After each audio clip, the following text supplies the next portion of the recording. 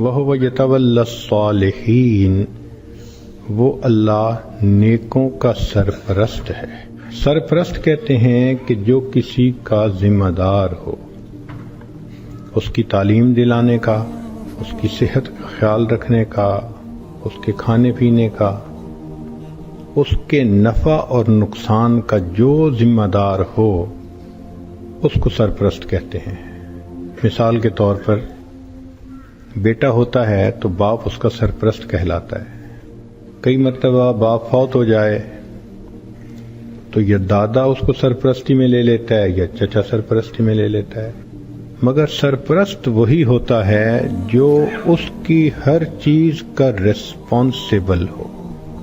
اللہ تعالیٰ ارشاد فرماتے ہیں کہ جو نیکوکار انسان ہوتا ہے، جو شخص برائی سے بچتا ہے اور نیکی پہ زندگی گزارتا ہے، تو اللہ تعالیٰ فرماتے ہیں کہ اس کا سرپرست پھر میں بن جاتا ہوں، اس کی ہر چیز کی ذمہ داری میرے اوپر آتی ہے۔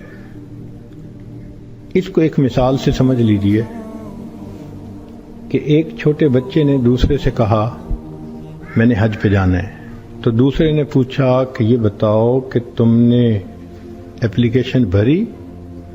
کہتا ہے نہیں۔ تم نے پیسے جمع کروائے بینک میں؟ کہتا ہے نہیں۔ تم نے ٹکٹ بک کروائی؟ کہتا ہے نہیں۔ تم نے وہاں ہوٹل بک کروایا؟ کہتے ہیں نہیں۔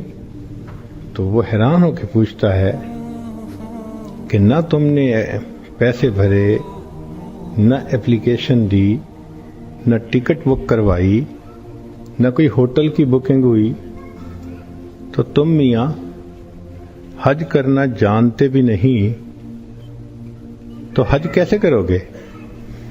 تو یہ لڑکا آگے سے مسکرا کے اس کو کہتا ہے کہ میں اپنے ابو کے ساتھ حج پہ جا رہا ہوں۔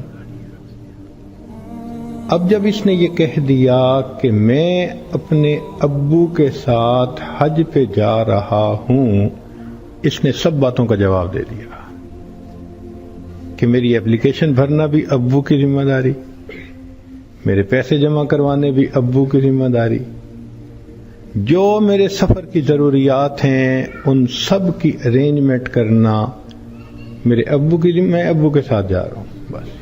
تو جس طرح بچہ اپنے باپ کا نام بتا کر ریلیکس ہو جاتا ہے، اسی طرح جو انسان نیکوکاری کو اختیار کر کے اللہ رب العزت کو اپنا سرپرست بنا لیتا ہے، وہ اس دنیا میں بے غم انسان بن جاتا ہے۔ تو جو بندہ نیک بنتا ہے، یہ ذہن میں رکھیں، اللہ کی سرپرستی میں آ جاتا ہے۔ عجیب بات ہے، کوئی بندہ سرپرست بن جائے تو بڑی سیکیورٹی ہوتی ہے، اور یہ فلاں نے ذمہ داری لے لی۔ کیا اللہ تعالیٰ کی ذمہ داری پہ اتنا بھی بھروسہ نہیں ہوتا؟ یہ چھوٹی سی بات نہیں ہے کہ وَهُوَ يَتَوَلَّى الصَّالِحِينَ، وہ اللہ نیکوکاروں کا سرپرست ہے۔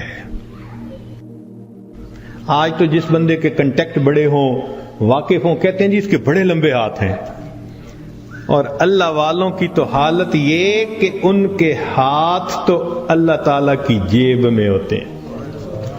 رابعہ بصریہ اللہ کی نیک بندی، اپنے صومعے میں عبادت کرتے کرتے تھک گئیں تو سو گئیں۔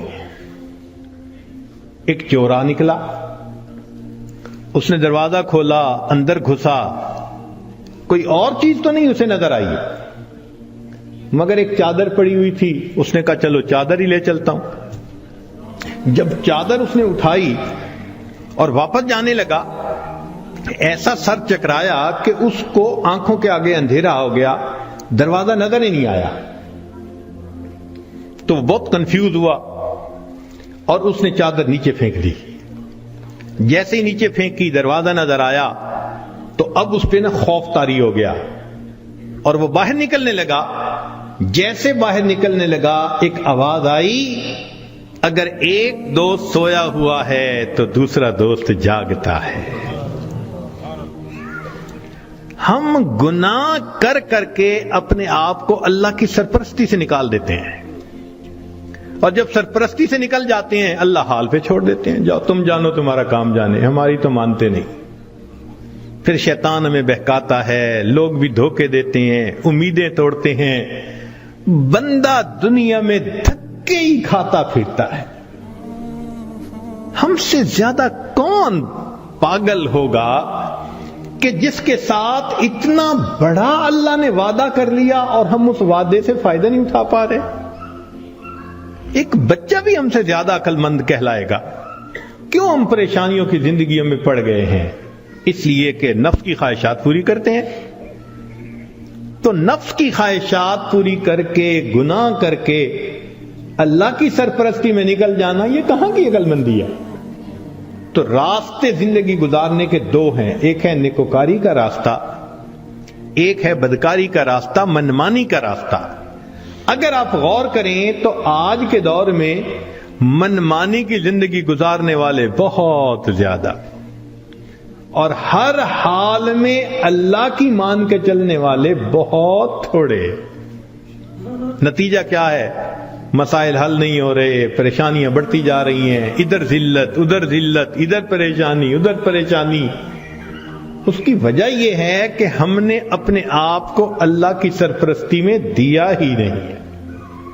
اگر دے دیتے تو دنیا میں اللہ ہمارے تمام غموں کے لیے کافی ہو جاتے۔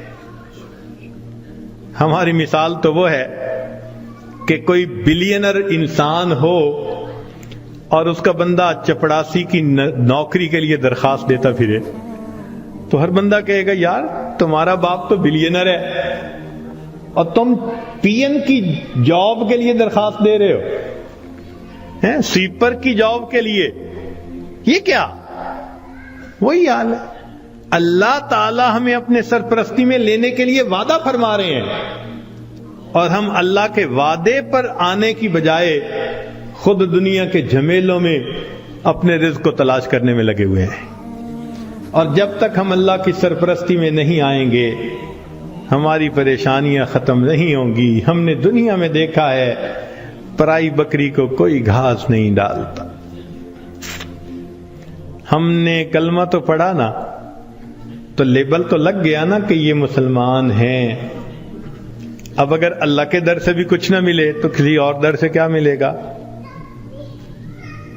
بلکہ ہم نے تو دیکھا ہے کہ جس کتے کے گلے میں پٹے کا نشان ہو نا، اس کو ہر کوئی دھتکار دیتا ہے، جائے اپنے مالک کے دروازے سے کھائے۔ بالکل ہمارا یہی حال ہے، جدھر رخ کرتے ہیں ہمیں دھتکارا جاتا ہے، جاؤ اپنے رب سے مانگو جا کے۔ اور رب سے مانگنے کے لیے نیک ہم بن نہیں رہے، تو ہمارے پاس کوئی دوسری آپشن نہیں سوائے اس کے کہ زندگیوں کو بدلیں، نیکی پہ آئیں، اللہ تعالی ہمیں اپنی سرپرستی میں لے لیں، پھر اللہ تعالی ہمارے الٹے کاموں کو بھی سیدھا کر دیں گے، ہماری پریشانیوں کو اللہ ختم فرما دیں گے۔ زندگی گزارنے کا اس سے بہتر کوئی دوسرا راستہ نہیں ہو سکتا۔